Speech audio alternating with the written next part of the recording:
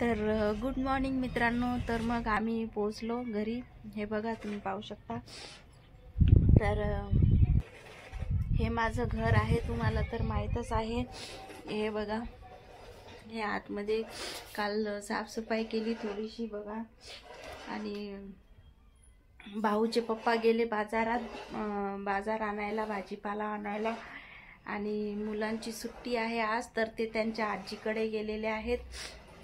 तर मग थोडाफार पसारा तिकडं आपल्या खालच्या घरी नेऊन ठेवलेला होता. फ्रीज नेऊन ठेवलं होतं आणि गॅस सिलेंडर नेऊन ठेवला होता. तर मग काल हे गॅस सिलेंडर घेऊन आले, फ्रीज आणलं नाही.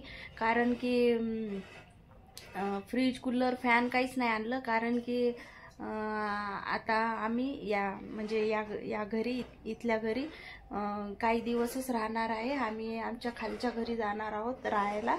म्हणजे भेटूया नेक्स्ट ब्लॉगमध्ये.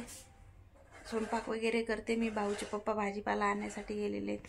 त्याला तर मग बाय, तब्येत पण खराब झाली, सर्दी झाली पाण्यामुळं. पाणी चेंज, तिथलं पाणी आणि इथलं पाणी पिण्यात आलं आणि प्रवासात पण दुसरं पाणी पिण्यात आलं. तर त्यामुळे गळा कचकच करत आहे आणि सर्दी पण झाली.